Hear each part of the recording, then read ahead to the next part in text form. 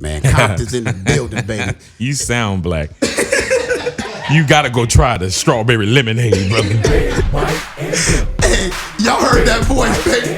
I got the voice of LA on my show, baby. Happy anniversary, baby. Hey, he's the voice, baby. He's on Real 92.3 every morning, Monday through Saturday, 5 a.m. to 10 a.m. I'd like to welcome to Fan Truth, baby. When I say big, you say boy. Big. Boy. Big. Boy. Big. Boy. What up, big? Why do I feel like I'm at a Clipper game right now? I'm over here looking at him all mesmerized like, this is what this dude do. Happy anniversary to you, man. Happy anniversary, brother. Thank you, man. You know, you Smooth had me come up here, too. He had Snoop. Everybody else called in. I could have just called you from the house. No, Snoop was coming in. Yeah, like hell he was. He ain't got a lot to kick it with me, man. I know what's going down. Yeah, Snoop was coming in. Yeah. Second hour, Michael Jackson was gonna be here. Yeah, he the only one who tricked me to coming in. He asked me a year ago. He was like, "Man, Big, if I make it to a year anniversary there," I'm thinking like, "Man, he ain't gonna make it for a year." I'm like, "Yeah, I'll be there." But you kept following up with me too, Daryl. And then all of a sudden it was like, "Oh, it's tomorrow." I was like, "Oh, damn. I guess I gotta go do this." No aunts died or nothing. No funerals or nothing I can go to. All right, well, I'll go do his show. Man, you listen to Big Boy, man, the voice of LA.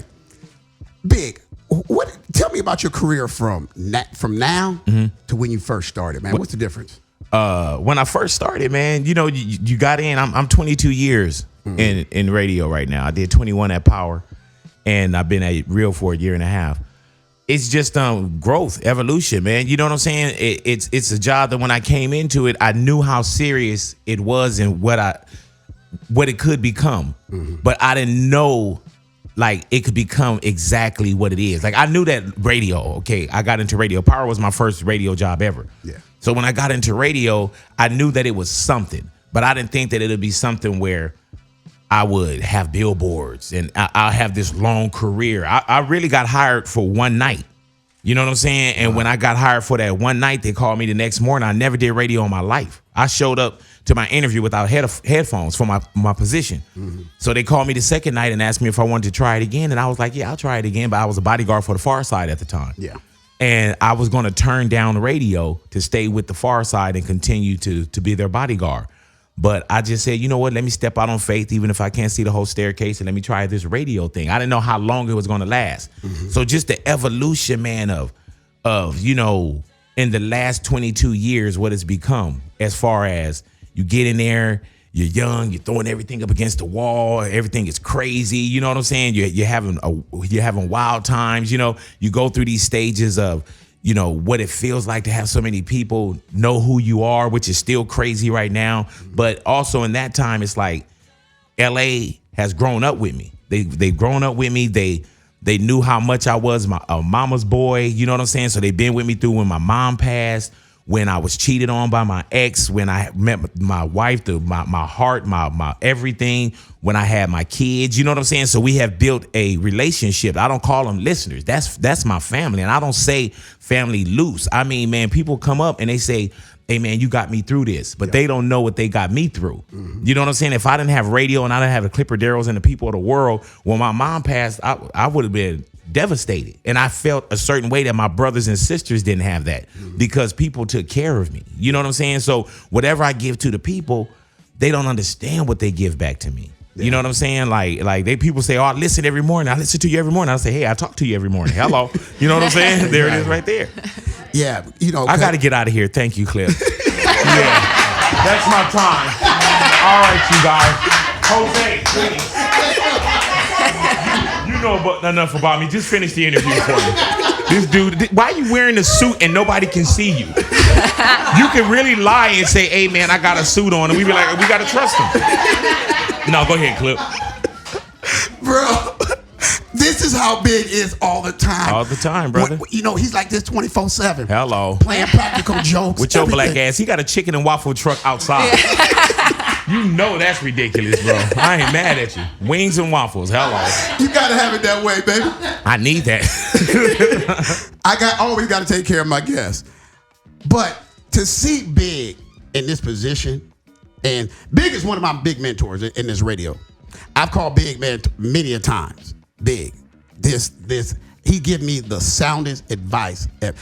The best advice Big ever gave me. Wash your suits. Other than that. My bad. Other than that, Big. Yeah. I got $100 for anybody who smell the crotch of his suit right now. Anyone? No one? Okay. No one? All right. No, go ahead, homie. But the biggest advice that he ever gave me was when he said, Durham, just treat your interviews like you at home in your living room. Yeah. He said, don't overdo it, just like you at home.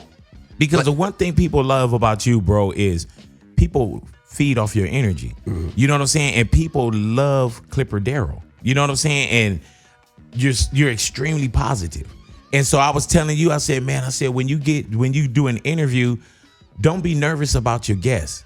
You know what I'm saying? When I do an interview, it's like if I came to your house tomorrow. Mm-hmm. Now, aside from whatever the big boy thing is or whatever, but if anyone in this room came to your house tomorrow, that's your house. So no one's going to come in your house and make you feel a certain way. Mm-hmm. And that's what I was telling you also, man. When people walk in here, this is your house. You know what I'm saying? This is where you live, and this is where you entertain, and this is where you're the king of your castle. Exactly. And I was just telling you also, man, to just make sure that with the love for anyone that call or anyone that come up or anyone that hang out, you already got them because you Clipper Darrell. Mm-hmm. They love you. All you got to do now is take the head start that you was given and just sit down and have a basic conversation with them. You know what I'm saying? I don't think you do. He took a dramatic pause. Yeah. I was like, is this dude in delay? Is he buffering? Yeah. You listen to the Fan Truth Hour. I'm sitting here, man. You got to change the name of your show too. Why? Because you keep saying Fan Tooth. I said, have y'all been catching that? I said Fan Truth. Yeah, now you did because you concentrating on it. I've been saying Fan Tooth. Hell, man. I hear truth, sometimes maybe the occasional tooth, but the same way you say my throat hurt. Man, my throat hurt. You know? I'm just serious with you, man. I already know. Yeah. 22 years in the business, yes, man. Sir. What is one of your favorite moments? This one. Hilarious. No, it's not. Hilarious. No, it's not. No.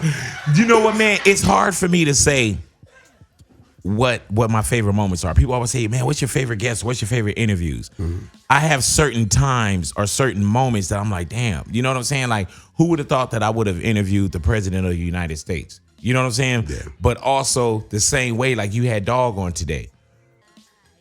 Dog knew he had to call you today. So in all of Dog's craziness of wherever he's at, he had to call you. He had to stop down, think about you, and call you. Mm-hmm. And those things still trip me out.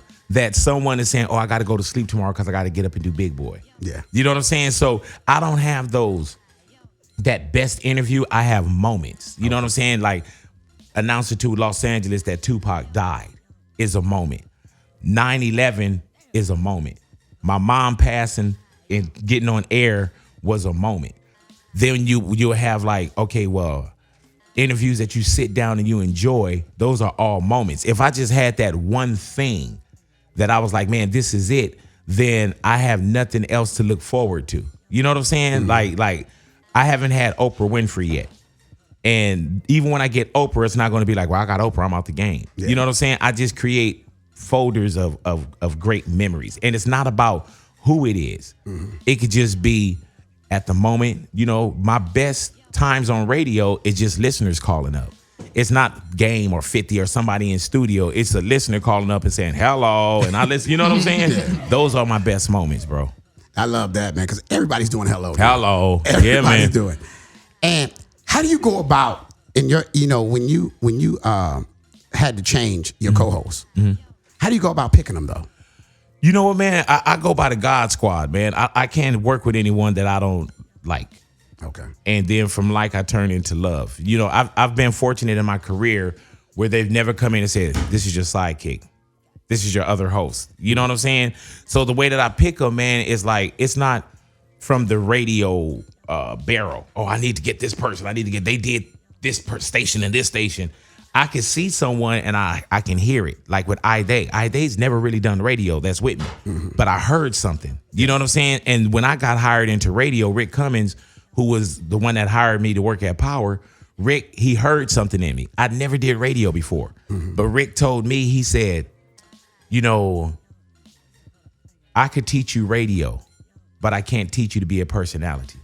He said you have personality. So all the other stuff, the running the board and all that stuff, I could learn that. But you can't teach somebody to just be spontaneous or funny or intriguing or entertaining. You can't teach that. You know what I'm saying? So when I see someone, I see it.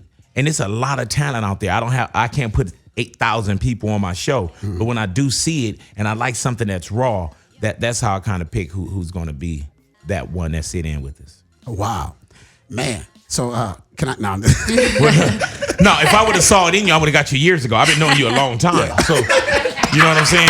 That means if I didn't hit you up, then that means that ship has sailed. You know what I'm saying? Like, I'll come on your show, but Lord knows you're not going on mine. This guy. Oh, Clipper Darrell, I love you, man. You see, this dude is hilarious.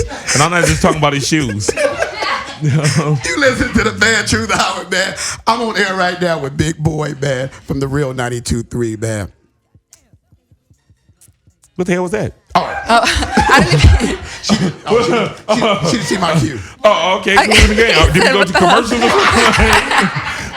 I was like, is he swallowing? Is he spitting out some sunflower seeds? I'm like, what just happened right now? Like, it's the man, Big Boy.